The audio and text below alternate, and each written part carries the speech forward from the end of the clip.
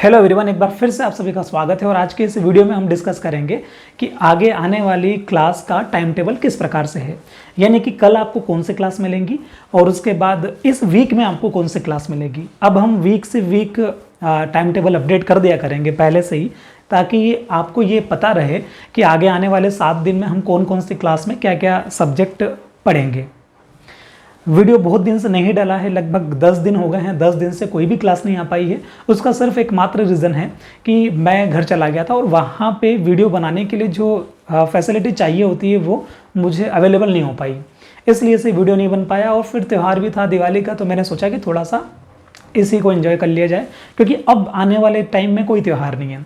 नवंबर में कोई छुट्टी नहीं है, दिसंबर में भी कोई छुट्टी नहीं है। और आपको भी नवंबर, दिसंबर, जनवरी, टेलीग्राम चैनल पे मैंने एक मैसेज डाला भी था कि नवंबर, दिसंबर, जनवरी आपको दिल लगा के, मन लगा के पढ़ाई करनी है।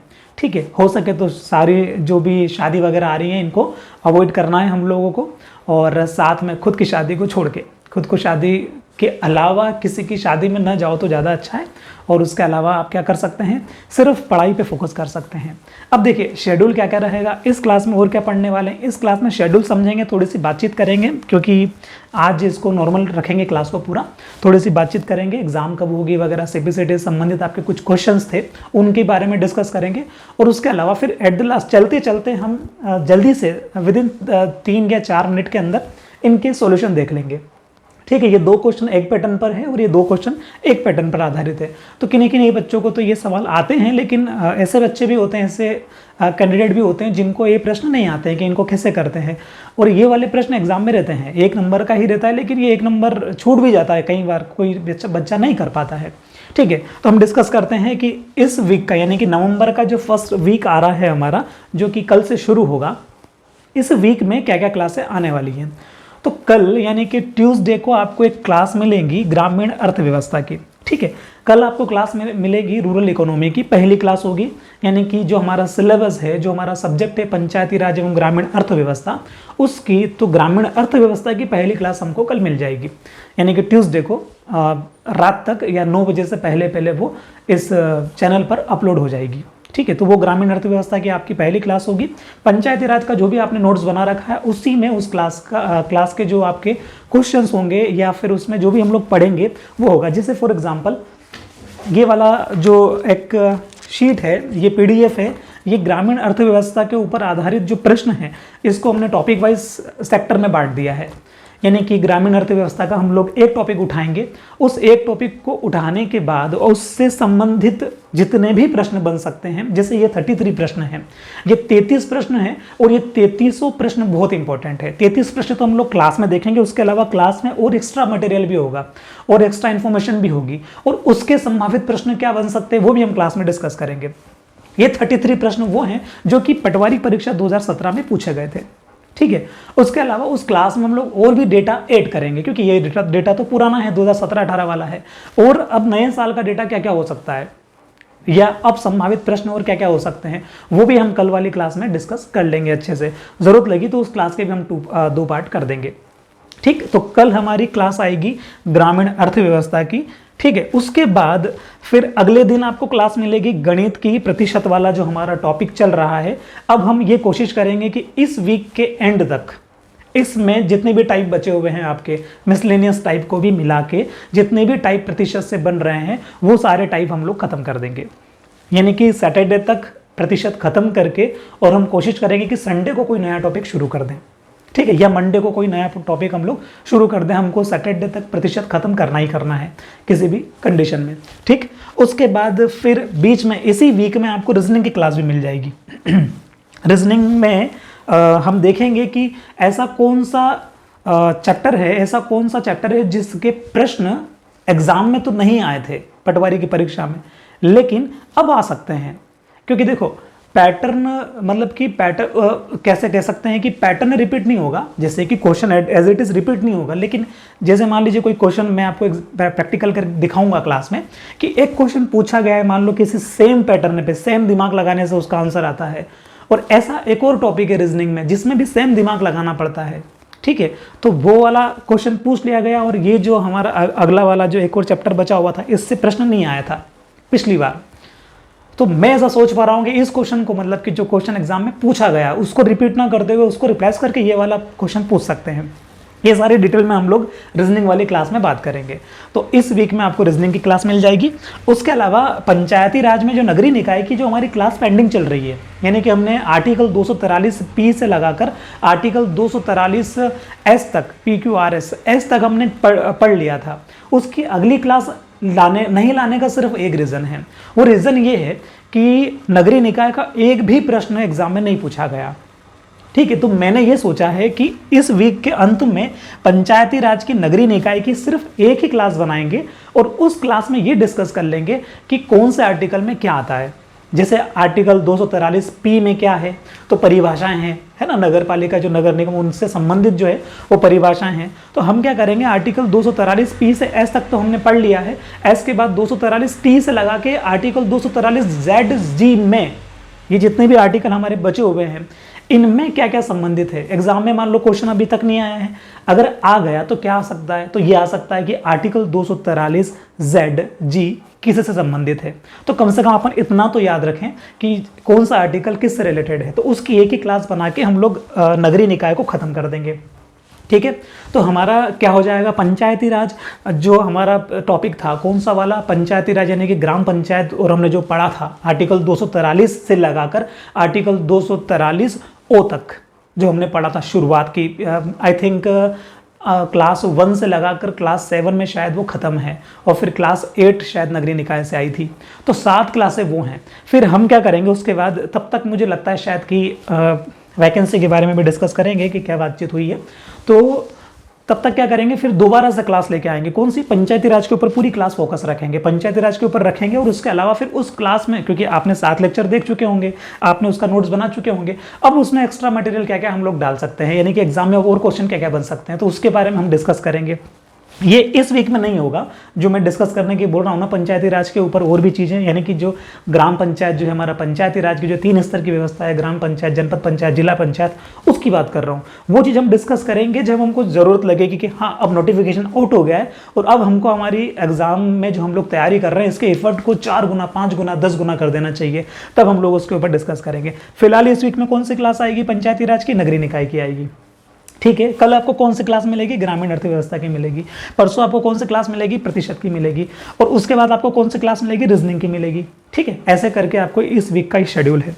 अब ये मैंने 5वें नंबर का लिखा है, ये वाला कौन सा था जो हमने अभी प्रीवियस में एक क्लास बनाई थी कि आपके कुछ प्रश्न हो, वो क्लास दिवाली की छुट्टी वजह से पेंडिंग हो गई है पूरी।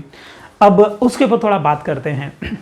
जो वीडियो डाला गया था कि पटवारी परीक्षा की तैयारी कैसे करें, अगर वो वीडियो आपने देखा हो और अगर वैसा करेंगे तो 100% सिलेक्शन होगा, एक बात। ठीक है, दूसरी बात ये है कि जब कभी टाइम मिलेगा ना, तो जब अगली क्लास जो आएगी उस सीरीज़ की, उसमें हम लोग ये डिस्कस करेंगे कि अगर मैं ना करूँ तो, यानी कि मैं इतनी मेहनत नहीं करूँ तो फिर क्या कर सकता।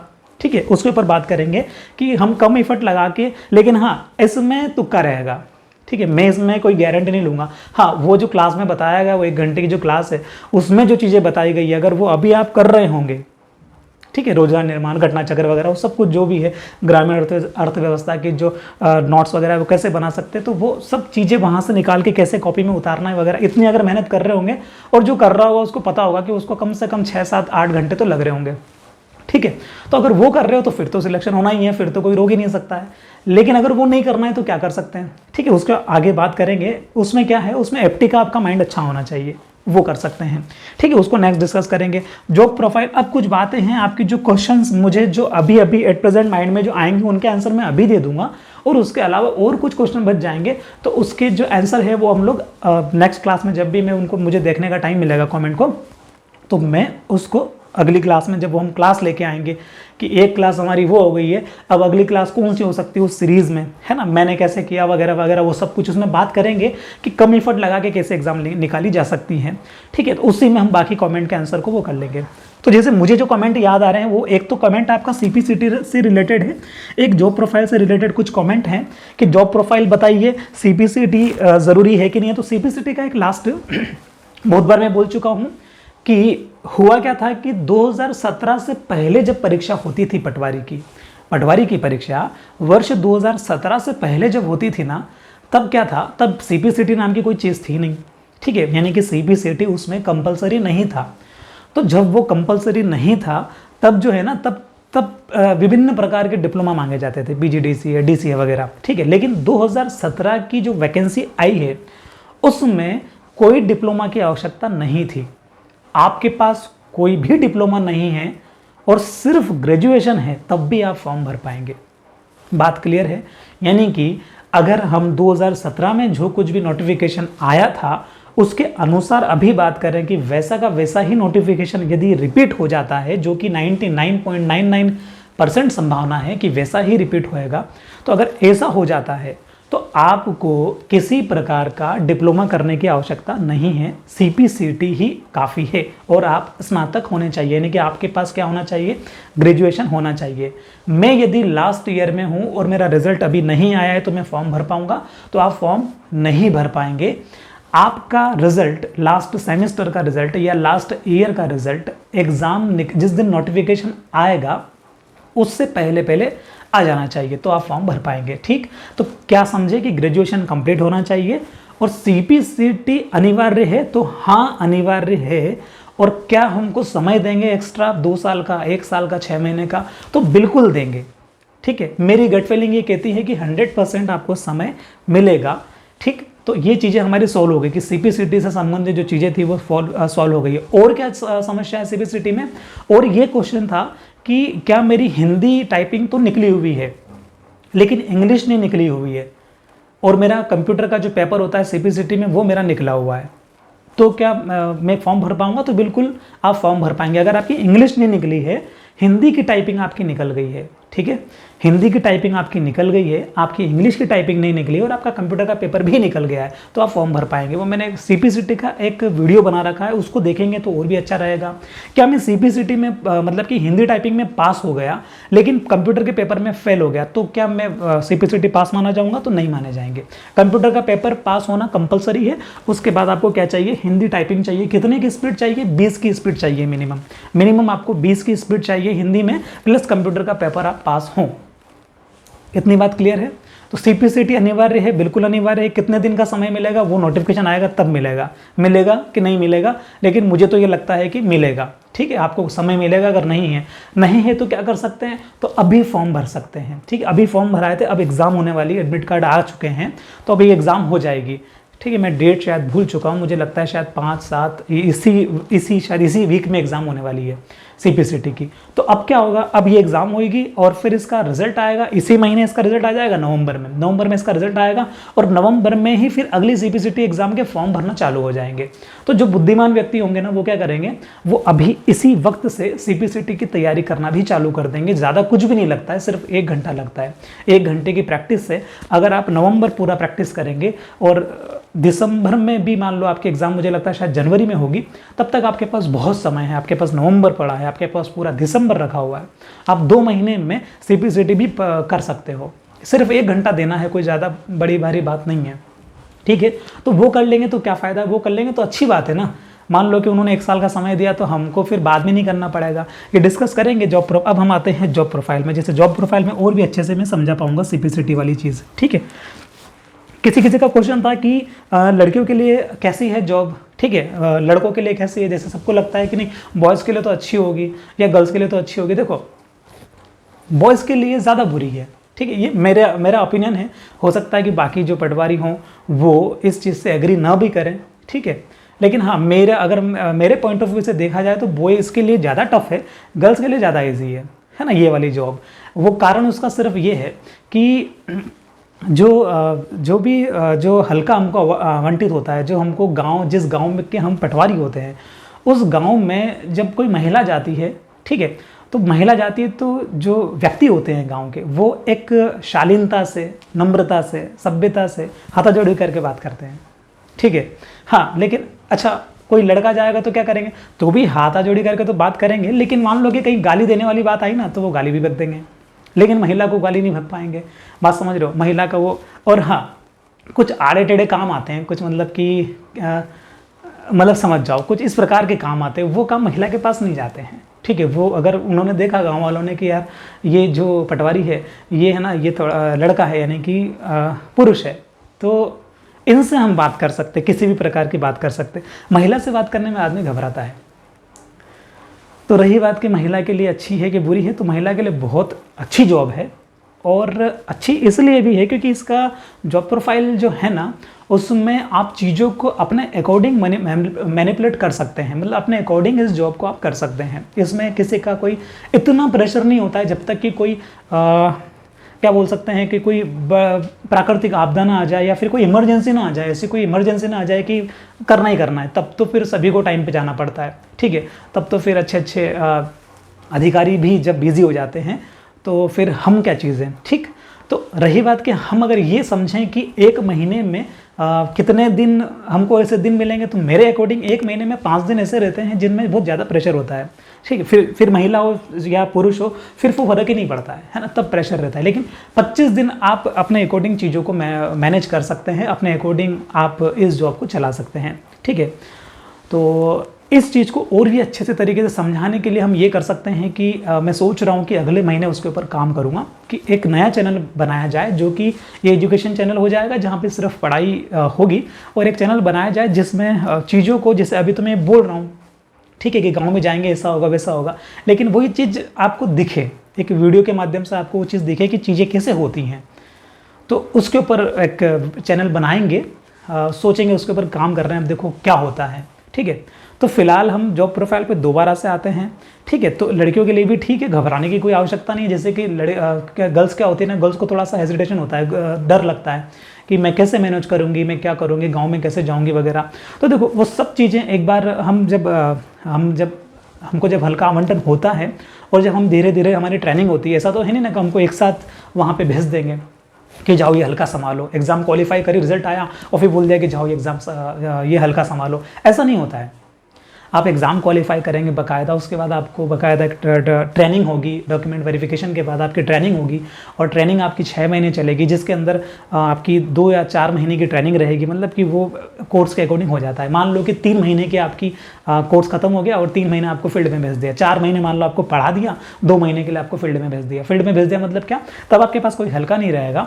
आप 4 महीने आप सब कुछ पढ़े, क्योंकि इसमें क्या होता है, एक एग्जाम तो हम लोग ही देंगे पटवारी बनने के लिए, फिर एक और एग्जाम देनी पड़ती है, जो आपने ट्रेनिंग में जो पढ़ा है 6 महीने के अंदर, उसकी एक डिपार्टमेंटल एग्जाम होती है, विभागीय परीक्षा होती है पटवारी की, उसको भी पास करना पड़ता है। अगले जो भी वीडियो आएंगे उसमें डिस्कस में मतलब डिटेल में बताऊंगा कि कैसे चीज़ें घटती हैं। अभी शॉर्ट में अगर समझें तो 4 महीने की थ्योरी क्लास होती है, रिजल्ट आने के बाद जब हम डॉक्यूमेंट वेरिफिकेशन करवाते हैं और फिर हमको ट्रेनिंग पे बुलाते हैं, तो टोटल 6 महीने की ट्रेनिंग होती है, और इस 6 महीने की ट्रेनिंग में 4 महीने पढ़ाते हैं वहाँ पे अलग अलग कि कैसे काम करना, क्या करना, वो सारी बोर्ड पे समझाते हैं। हालांकि क्या पढ़ाते हैं वो तो ठीक है, वो आप जब आप आओगे तो पता लगेगा ही सही, ठीक। तो उसके अलावा 2 महीने फिर हमको फील्ड पे भेज देते हैं। फील्ड पे क्या होता है, फील्ड पे हम जैसे भी गए, और फील्ड पे जाने के बाद ये होता है कि हम लोग गए और फिर वहाँ पे मान लो कि एक पटवारी हैं पहले से ही, जो सीनियर पटवारी हैं, ठीक है। पटवारी हम भी है लेकिन हम ट्रेनिंग पटवारी है। तो सीनियर पटवारी, उनके पास मान लीजिए कि 4 हल्के हैं, ठीक है। उनके पास 4 हल्के, नहीं कि उनके पास गांव तो बहुत सारे हो सकते हैं, हल्कों में आप समझे होंगे ना। उनके पास 4 पंचायत है, कहने का मतलब एक पंचायत में 3 गांव भी हो सकते हैं, 2 भी हो सकते हैं, 5 भी हो सकते हैं। तो उनके पास कुल मिला के उनके पास 4 ग्राम पंचायतों का प्रभार अपने पास है। एक तो उनका खुद का हल्का है, उसके अलावा 3 हल्के उनके पास अतिरिक्त है। तो ऐसे किसी पटवारी के साथ हमको अटैच करते हैं, ठीक है, जो कि 1 से अधिक हल्के या पंचायतें चला रहा है। उनके साथ 2 महीने हमको क्या करना पड़ता है, वो हमको 2 महीने तक सिखाते हैं प्रैक्टिकली। एक तो आप 4 महीने थ्योरी पढ़ के आ गए, अब 2 महीने आप प्रैक्टिकली चीज़ें सीखो। उन पटवारी ने बोल दिया लो खसरा उठाओ, खसरा उठाया। उन्होंने बोला गांव में जाके आपको बीवन वाचन करना है। बीवन वाचन करना मतलब कि गांव में जाके जो भी ज़मीनों, इसको मैं इजी लैंग्वेज में समझाऊँ तो जो भी गाँव के खेत हैं उनमें किस किस व्यक्तियों के नाम है, वो एक खसरा होती है, पूरी एक शीट होती है, एक कितना बड़ा हार्ड कॉपी भी होती है और सॉफ्ट कॉपी भी होती है। तो आप चाहें तो मोबाइल में पढ़ दें, आप चाहें तो हार्ड कॉपी से पढ़ दें। तो वो बीवन वाचन करना मतलब कि उसमें से अपन नाम पढ़ने लग गए। ऐसे धीरे धीरे करके वो स्टेप बाय स्टेप अपने को चीज़ें सिखाते हैं। किसको सिखाते हैं, जो सीखना चाहता है। मान लो कि आपकी इच्छा नहीं है सीखने की, नहीं मैं तो सो जाऊँ, तो कोई दिक्कत नहीं, सो जाओ, ठीक। तो वो चीज़ें एक अलग होगी। तो ये क्या हो गया, हम लोग 6 महीने ट्रेनिंग करने के बाद, उस माहौल में रहने के बाद फिर जाते हैं, और 2 महीने की और हमको जो हल्का अलॉट होने वाला रहता है, वो हल्का रहता सीनियर पटवारी के पास ही, लेकिन 2 महीने तक हम उनमें एज ए ट्रेनिंग काम करते हैं। उसके बाद हमारा ऑर्डर निकलता है, फिर वो हल्का हमको आवंटित हो जाता है। तो महिला के लिए अच्छी कि पुरुष के लिए अच्छी, सबके लिए बराबर रहती है स्टार्टिंग में। फिर क्या होता है कि आपको चीज़ें धीरे धीरे स्पॉट पे जाके मैनेज करनी पड़ती है। जो जितना अच्छे तरीके से चीज़ों को मैनेज कर लेता है वो उतना ज़्यादा खुश रहता है, ठीक है। इस जॉब में सिर्फ एक लाइन में अगर समअप करें इस चीज़ को, जॉब प्रोफाइल को, और भी डिटेल में आगे देखेंगे हम लोग, क्योंकि अभी इसके ऊपर बात करेंगे तो बहुत लंबी बातें हो जाएंगी, तो हम पॉइंट में नहीं आ पाएंगे। ठीक, तो अगर एक लाइन में समअप करें कि जॉब प्रोफाइल कैसी है, तो जॉब प्रोफाइल बहुत ही मस्त है। ठीक, अगर आपको प्रेशर झेलने की जिसकी प्रेशर झेलने की कैपेसिटी जितनी ज़्यादा है वो उतना खुश रहेगा इसमें, और अगर आपको प्रेशर झेलने की कैपेसिटी बिल्कुल ज़ीरो है तो इधर आ जाइए, हाई हो जाएगी। ठीक, लेकिन हाँ उसके अलावा और चीज़ें, तो और चीज़ें आप चीज़ों को अपने अकॉर्डिंग आप मैनेज कर सकते हो। आपको कहीं टाइम पे जाने की आवश्यकता नहीं है कि मतलब मुझे 10 बजे से, फॉर एग्जांपल अदर जॉब से अगर कंपैरिजन करें जहाँ पे 10 बजे जाना कंपलसरी है, चाहे कुछ भी हो, ठीक है, तो वहाँ 10 बजे आपको जाना ही है, वहाँ से आपको 7 बजे निकलना ही है। ठीक है, 7 बजे, 6 बजे, 5 बजे आपको वहाँ से निकलना है, तो वो चीज़ इसमें नहीं है। आपको हाँ ऐसा हो सकता है कि आपको 10 बजे के बजाय कभी कभी मॉर्निंग में 8 बजे जाना पड़ जाए, ठीक है, और आप रात को भी 8 बजे घर आ रहे हो, लेकिन ऐसा 30 दिन नहीं होगा। ठीक, महीने में हार्डली कभी ऐसा एक दिन आएगा जब आपको 8 बजे जाना होगा और शायद आप दिन में 2-3 बजे फ्री हो। मेरे कहने का मतलब सिर्फ ये है कि इसमें रोज़ रोज़ ऐसा नहीं आता है कि रोज़ रोज़ आपके ऊपर बिल्कुल तलवार लटकी हुई कि नहीं आना है, ऐसा नहीं है। ठीक, आप अपने अकॉर्डिंग चीज़ों को मैनेज कर सकते हैं। आप कितने अच्छे से आपके गांव वालों से कनेक्शन रखते हैं, ठीक है, सिर्फ इसको और भी डिटेल में करें कि देखो, अगर कोई व्यक्ति आपका किसान अगर अधिकारी के पास नहीं जा रहा है ना, कोई भी कंप्लेन लेके आपकी, तो कोई प्रॉब्लम ही नहीं है, तो फिर आप कुछ भी कर सकते हो, आपके अकॉर्डिंग आप इस चीज़ों को फिर से मैं कह रहा हूँ मैनेज कर सकते हैं। ठीक, और हम जब वो वीडियो बनाएंगे कि कैसे क्या काम होता है अलग चैनल बना के, उसमें और चीज़ें अच्छे से समझ में आएंगी। तो ये थी जॉब प्रोफाइल की बात है कि गर्ल्स के लिए अच्छी है, बहुत अच्छी है, बॉयज़ के लिए अच्छी है, बहुत ही अच्छी है, कोई दिक्कत नहीं है इसके अंदर। ठीक, प्रेशर हैंडल करना भी आप सीख जाओगे लाइफ में, आपको रोज़ नए नए चैलेंजेस मिलेंगे, रोज़ आप नए नए लोगों से मिलोगे। ठीक है, रोज़ आपको कोई ना कोई मोहब्बत करेगा, प्यार करेगा, रोज़ आपको कोई ना कोई गाली मारेगा। ठीक, तो ये चीज़ें होती रहेंगी, है ना, मतलब कि एक दिन ऐसा आएगा कि आपको ये चीज़ें जीवन का हिस्सा लगने लगेगी, नहीं यार ठीक है तो चलता है, मतलब कि कुल मिला के लाइफ इससे अच्छी होती है, हमारी थिंकिंग इससे अच्छी होती है इस जॉब से, ना बुरी नहीं होती। मतलब ऐसा नहीं होता है कि यार वो गाली मार गया अपने को, ऐसा नहीं होता है। आगे जाके फिर एक व्यक्ति ऐसा भी होगा जो बोलेगा कि अरे आइए आइए सर, आइए आइए, आपको बाकायदा बिठाएगा, ठीक है, आपको चाय पानी पूछेगा, आपको चाय पूछेगा, दूध पूछेगा, आपको जूस पिएंगे तो जूस पूछेगा, बहुत कुछ पूछेगा। ठीक है, तो उस चीज़ से नहीं घबराना है कि मैं कैसे कर पाऊंगी। ठीक है, आप सिर्फ एक बार आ जाइए, चीज़ें ऑटोमेटिक हो जाएंगी। ठीक, तैयारी करने से पहले भी कभी सोचा था क्या कि तैयारी कैसे करूँगा? जब शुरू करी होगी, फिर 1 साल हो गया होगा तैयारी करते करते, तो अब चीज़ें ईजी लगने लगी होगी ना। हाँ, सिलेक्शन होना एक नहीं होना वो एक अलग मैटर, अपने हाथ में भी नहीं है, लेकिन हाँ ये तो समझ में आया होगा ना कि हाँ तैयारी कैसे होती है, वो आपको पता है कि मुझे ये चीज़ें पढ़ना है। एज इट इज़ इसमें है कि एक बार अगर हम जॉब में आ गए, एक बार हम जॉब में चले गए और हम चीज़ों को मैनेज करने लग गए, तो हमको बस समझ में आ जाएगा क्या करना है क्या नहीं करना है। ठीक है, तो बस तैयारी अच्छी करिए। अब हम आते हैं CPCT का, हमने बता ही दिया एग्ज़ाम कब होगी। हाँ, इसके ऊपर क्या हुआ था, अभी जैसे मैं 2-3 महीने से यही बात बोल रहा हूँ कि जब ट्रांसफ़र जब तक नहीं होंगे ना, तब तक वैकेंसी नहीं आएगी मेरे अकॉर्डिंग। तो अभी फिर से ट्रांसफ़र अटक गए हैं।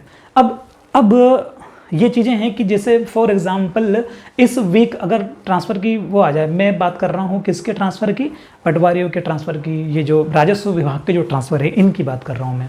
ठीक है, अगर इनकी ट्रांसफ़र की लिस्ट इस वीक में आ जाती है तो आप मान के चलिए कि वैकेंसी बहुत जल्दी आएगी, और अगर नहीं आती है तो भी अब कुछ भी नहीं कह सकते, है ना। पहले तो हम ये सोच के चल रहे थे कि जब ट्रांसफ़र की लिस्ट आएगी तो वैकेंसी आ जाएगी, लेकिन अभी चुनाव आयोग ने ट्रांसफ़र करने से मना कर दिया, ऐसा हमने सुना है, कहीं पढ़ा है। अब ये कोई डिक्टो बात, ऐसा कोई आदेश तो मेरे पास नहीं है कि ऐसा होंगे कि नहीं होंगे। ठीक, तो हम वैकेंसी के संबंध में ये जरूर पता लगा है कि वहाँ ग्वालियर में किसी की बात हुई है, तो उनका ये कहना है वहाँ से कि लगभग 2700 या 2800 पदों पे वैकेंसी आएगी। ठीक है, लगभग 2700-2800 पदों पे वैकेंसी आएगी और विदिन 2 मंथ के अंदर आएगी, ऐसा लगा। अब देखो यहाँ पे मैं एक चीज़ क्लियर कर देता हूँ कि ये मेरी बात नहीं हुई है, और ये बात सिर्फ सुनी सुनाई है। जो व्यक्तियों ने वहाँ जाके पूछा, ठीक है, उनको ये जवाब मिला। किसने ये जवाब दिया, किसने पूछा, अभी क्लियर नहीं है। ठीक, लेकिन हाँ, क्या हम इसके ऊपर, क्या वास्तव में बात हुई है ऐसी, तो हाँ इसके ऊपर मेरी श्योरिटी है कि हाँ ये बात हुई है, किसी ने पूछा है, उसको ये रिप्लाई मिला है कि 2 महीने के अंदर वैकेंसी आएगी और लगभग 2700 से 2800 पदों पे वैकेंसी आने वाली है, ऐसा है। अब इससे ज़्यादा आ जाए तो हमारे लिए बहुत खुशी की बात है। ठीक, और इससे पहले भी आ जाए तो भी बहुत खुशी की बात है। तो आप ये मान के चलो कि नवंबर दिसंबर 2 महीने ये हो गए, तो जनवरी में वैकेंसी आ सकती है, विद इन 2 मंथ के अंदर वहाँ से बोला गया है। इसके लिए और भी अपन अच्छे से ये कर सकते हैं कि वैकेंसी कब आ सकती है, जैसे कि जो लोग ग्वालियर में रहते हैं ना, जो भी इस चैनल को देख रहे हैं, और अगर वो ग्वालियर में रहते हैं, प्रॉपर ग्वालियर में, तो उनको पता होगा कि ग्वालियर के अंदर लैंड एंड रिकॉर्ड, ठीक है, एक भू अभिलेख, मध्य प्रदेश भू अभिलेख का एक ऑफिस है, ठीक है, लैंड रिकॉर्ड का एक ऑफिस है, उसके अंदर वो जा सकते हैं। वहाँ जाके वो पता, ऐसे नहीं जाना है कि जाके और पूछने लग गए कि भैया वैकेंसी कब आएगी, ऐसे तो भगा देंगे वो, ऐसे नहीं जाना है। किसी की लिंकअप के माध्यम से, जैसे मान लो हम जिस सिटी के रहते हैं वहाँ पे ऑब्वियसली हमारी थोड़ी बहुत तो लिंक रहती है, ठीक है। तो आपको क्या करना है, जो भी ग्वालियर से हैं वो लोग कर सकते हैं इस चीज़ को, और उसके बाद वीडियो में कमेंट कर देना, या मुझे इंस्टाग्राम पे मैसेज भेज देना, ठीक है, या टेलीग्राम पे कमेंट कर देना कि ऐसी जानकारी मिली है। तो ग्वालियर वाले क्या कर सकते हैं, ग्वालियर वालों को सबसे पहले तो ये करना है कि एक लिंक निकालनी है कि उस ऑफिस में, जो लैंड रिकॉर्ड वाला जो ऑफिस है ना, जो भू अभिलेख वाला जो ऑफिस है ग्वालियर में, हमारा पूरे प्रदेश का मुख्यालय वहाँ पे है, जिसको CLR ऑफिस बोलते हैं। तो आप कहेंगे CLR ऑफिस ग्वालियर में आप जाएंगे, एक लिंक निकालेंगे कि वहाँ पे मान लो कोई भी अगर आपका एक अच्छा ऑफिसर अगर आपका पहचान का हो तो बहुत बढ़िया बात है, उनके माध्यम से निकल सकती है। ऑफिसर नहीं है तो वहाँ के जो भी एम्प्लॉई हैं, अगर उनमें से कोई एक एम्प्लॉई आपकी पहचान का हो, कहीं दूर के रिश्ते में निकल जाए, या किसी पास वाले अंकल की पहचान का हो, इस प्रकार से आप लिंक जमा सकते हैं। चलो एम्प्लॉई मिला, ऑफिसर मिला, अगर नहीं मिले तो वहाँ आसपास कोई, अगर आपका कोई पियून हो, ठीक है, कोई भी व्यक्ति हो जो कि उस ऑफिस में किसी न किसी रूप में काम कर रहा है, उससे अगर ग्वालियर वाला बंदा चाहे, अगर वो लिंकअप निकाल के उसके साथ चला जाए, ठीक है, उसके साथ चला जाए, पहले उसको बोल दे कि अब मुझे ये चीज़ पता करनी है, क्या पता करना है कि मुझे पता करना है कि पटवारी की वैकेंसी कब आने वाली है, कितने पदों पे आने वाली है। थोड़ा सा हमको ऐसा कोई वो नहीं चाहिए कि मतलब हमको तो आदेश दिखाओ, हम तो चाहते हैं कि कोई हमसे बोल दे कि हाँ इस दिन आएगी या इस टाइम पे आएगी, वो वहाँ जाके ये पता कर सकते हैं। तो वहाँ से उनको जो भी रिप्लाई मिले वो आप सबको आप यहाँ कमेंट कर देंगे तो सभी को पता पड़ जाएगी, है ना। जो मुझे पता लगा है वो क्या चीज़ है कि 2 महीने की मेरे हिसाब से आने वाली है, ठीक। अब हम चलते हैं, ये सारी बातें हो गई हैं, शेड्यूल की बहुत लंबी बातें हो गई आई थिंक, लेकिन फिर भी ठीक है। कल से हम लोग क्लास स्टार्ट करेंगे, ग्रामीण अर्थव्यवस्था की क्लास कल आएगी। अब हम इन क्वेश्चंस को देख लेते हैं कि इनको हल करना भी ज़रूरी है, कैसे करते हैं। ये क्यों ज़रूरी है मालूम है, ये इसलिए ज़रूरी है कि जो पटवारी का जो पेपर हुआ है पिछली बार के, उनमें इस प्रकार के क्वेश्चन आए हैं। आप अगर एक साथ ऐसे ढूंढोगे तो नहीं मिलेंगे, लेकिन हाँ अगर आप बिल्कुल पेनी निगाहों से देखोगे तो आपको एक आध क्वेश्चन ऐसा दिख जाएगा हर एक शिफ्ट में, इस प्रकार का। मतलब कि ऐसा ही नहीं, इस प्रकार के प्रश्न, जैसे कि हमने फॉर्मूला बेस पे इससे पहले सिंप्लीफिकेशन के और क्वेश्चन करे हैं, 2 वीडियो शायद आए होंगे, वो किए। तो आपको इन सभी को अपने नोट्स में उतार के ये इनके ऊपर जो कॉन्सेप्ट यूज़ हो रहे हैं उनको अपने दिमाग में रखना है। क्या पता हमारी शिफ्ट में कौन सा क्वेश्चन फंसेगा, ठीक। तो मैं इसको रफ करता हूँ, फिर इसको शुरू करते हैं। तो देखिए पहला प्रश्न हम लोग करते हैं। पहला प्रश्न क्या लिखा है, पहला जो प्रश्न है मैं यहाँ पे एक बार दोबारा से लिख देता हूँ प्रश्न को। पहला प्रश्न जो दिया है ना, वो दिया है 243 की पावर 0.12 इंटू 243 की पावर 0.08, ठीक है। ये सवाल दिया है। इस सवाल में हमको कंफ्यूज नहीं होना है। हाँ, आपको सिर्फ एक बात ध्यान रखनी है कि गुणे में घातें जुड़ जाती हैं अगर आधार समान होता है। तो अगर बेस समान होता है तो गुणे में क्या होता है, तो इनटू में जो घात होती है, जो पावर होती है, वो क्या हो जाती है, प्लस हो जाती है। कैसे, आपने एक फॉर्मूला देखा होगा कि a की पावर m इंटू a की power n is equal to a की पावर m प्लस n। ये आपने स्कूल में पढ़ा होगा। अब देखो यहाँ पे आधार कहाँ कहाँ समान है, तो देखो ये भी a है, ये भी a है, इसका मतलब दोनों के आधार तो समान है लेकिन घातें अलग अलग हैं। तो जब आधार समान होते हैं उस और अगर वो इनटू में होते हैं तो घातें क्या हो जाती है, जुड़ जाती है। तो देखो आधार समान है और इनटू है बीच में, मतलब कि घातें जुड़ जाएंगी। तो हम इसके अगली स्टेप क्या कर सकते हैं, हम ये कर सकते हैं कि 243 तो ऐसा ही रहेगा क्योंकि आधार तो समान ही है, और जो घातें हैं वो जुड़ जाएंगी। जो घातें हैं वो जुड़ जाएंगी, कितनी हो जाएगी, 0.12 प्लस 0.8, ये कितना हो जाएगा, आप जोड़ लो इसको, 8 और 2 10, यानी कि 20 हो जाएगा मेरे ख्याल से, 0.20 हो जाएगा, ठीक है। अब इसको आगे और क्या कर सकते हैं, और हम ये कर सकते हैं कि इसका पॉइंट हटा सकते हैं, ठीक है।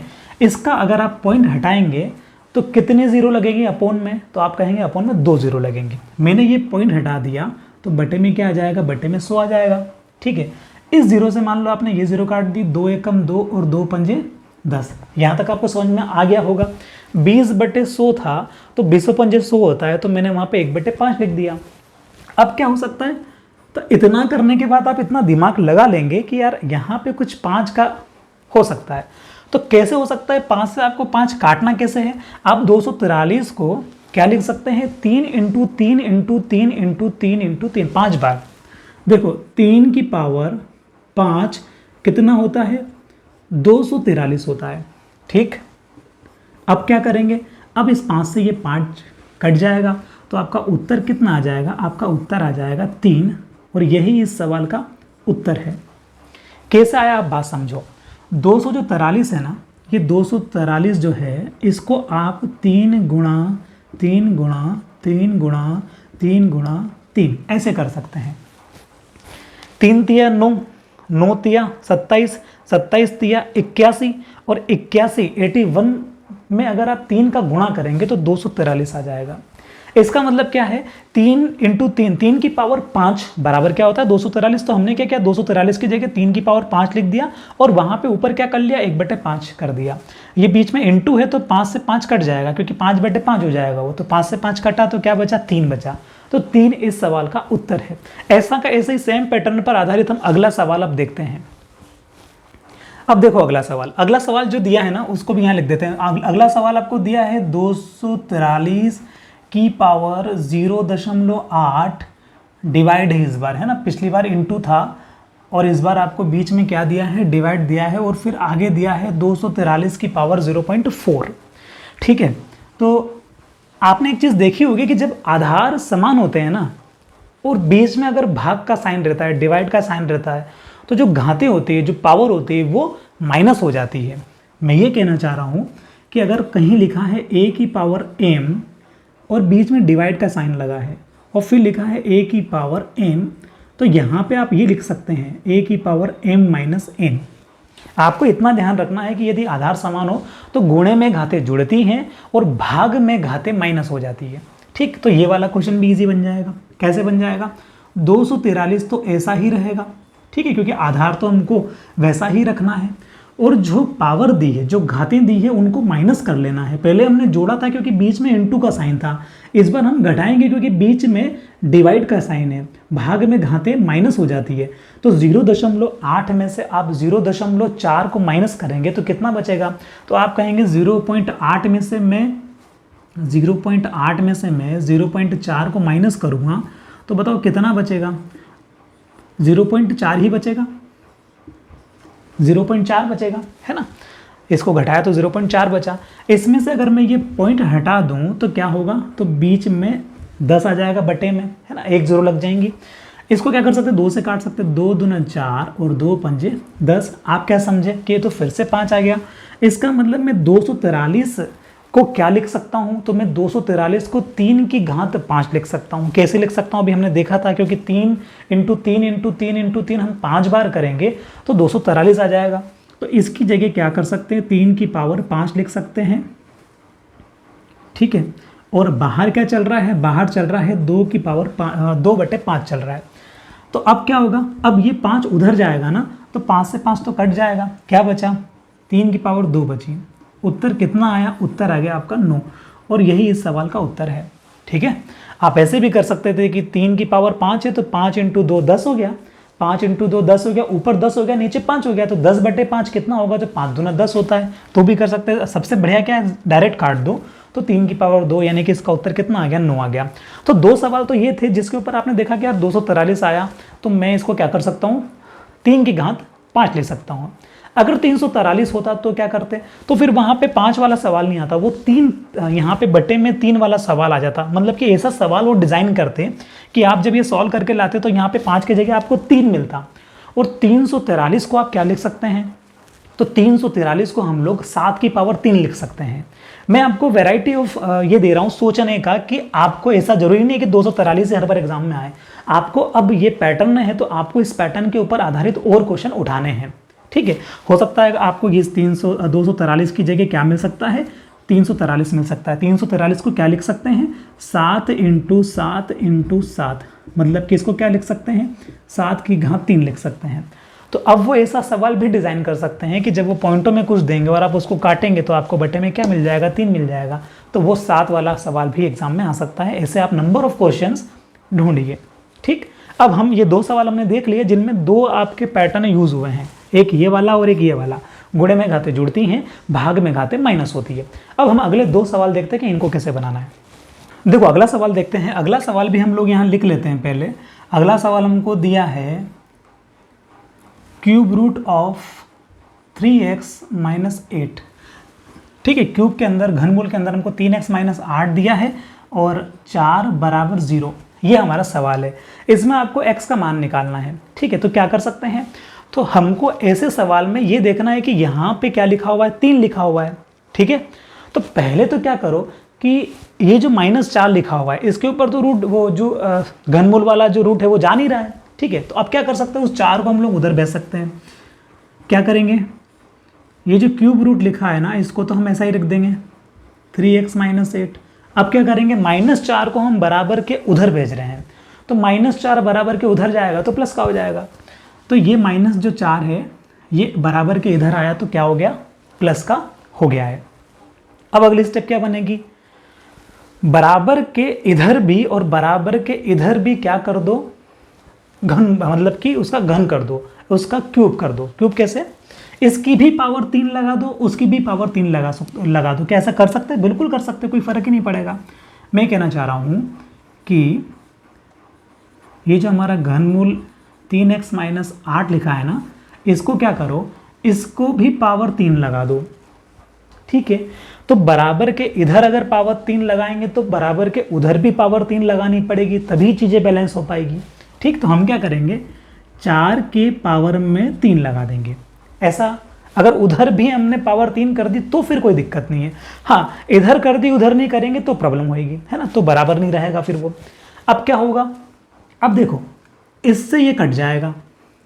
ठीक है, आपको हमेशा अगर यहाँ पे और वहाँ पे सेम पावर या संख्या नज़र आए ना तो आप उसको काट सकते हैं। ठीक है, क्यों काट सकते हैं, क्योंकि इसको हम क्या लिख सकते हैं, देखो क्यों काट सकते हैं वो भी देख लो एक बार इधर, ताकि कन्फ्यूज़न ना होए कि जब कभी ऐसा लिखा रहता है ना, ठीक है, तो इसकी जगह क्या लिखते हैं, इसकी जगह 1/3 लिख सकते हैं, इसकी जगह 1/3 लिख सकते हैं पावर में। तो होता क्या है, इसकी जगह बन जाता है 3 × 1/3, ऐसा बन जाता है।